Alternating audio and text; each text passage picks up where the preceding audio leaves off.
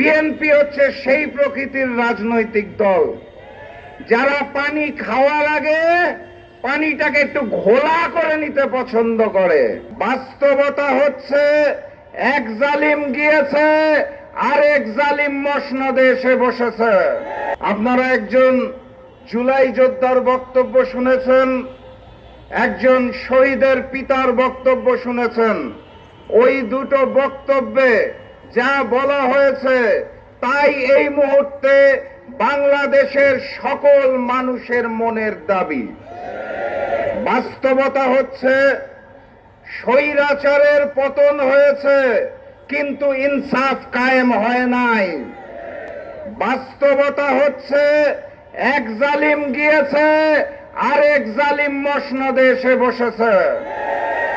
কথাবার্তা পরিষ্কার, জুলাই যোদ্ধাদের প্রকৃত সম্মান দিতে হবে, শহীদ পরিবারদের প্রকৃত সম্মান দিতে হবে, গণহত্যাকারী ফ্যাসিস্ট শেখ হাসিনা এবং সন্ত্রাসী সংগঠন আওয়ামী লীগের বিচার করতে হবে এবং সব কথার শেষ কথা, শহীদি ঋণ শোধ করার জন্য গণভোটের গণরায়ের আলোকে জুলাই সনদ বাস্তবায়ন করতে হবে।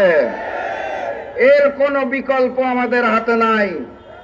ক্ষমতার মসনদে এসে কেউ যদি মনে করে থাকে নতুন করে ওই হিন্দুস্তানের গোলামি করবে, নতুন করে জালিম হয়ে উঠবে, শহীদি রক্তের সাথে বেঈমানি করবে, তাহলে স্পষ্ট ভাষায় জানিয়ে দিতে চাই, আপনাদের মসনদ টিকবে না। সংগ্রামী সাথী এবং বন্ধুগণ, ছোট গল্প বলে বক্তব্য শেষ।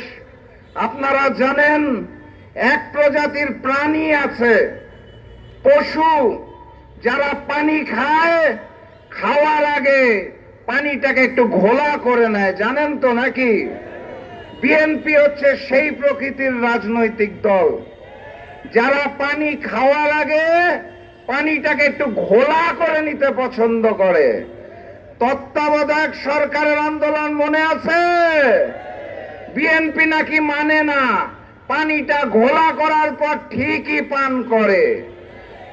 গণভোটের গণরায়ের আলোকে জুলাই সনদের একই অবস্থা হয়েছে। বিএনপি মানবে, বিএনপির বাপেরাও মানবে। পানি ঘোলা করে খাবেন নাকি শুদ্ধ করে খাবেন সেটা আপনাদের ব্যাপার। বাংলার মাটিতে গণভোটের গণরায়ের আলোকে জুলাই সনদ বাস্তবায়ন না করে 11 দল ঘরে ফিরবে না ইনশাআল্লাহ। প্রস্তুত আছেন? বিপ্লব অনিবার্য। একটা স্লোগান দিয়ে শেষ করে দেই, তৈরি আছেন তো নাকি?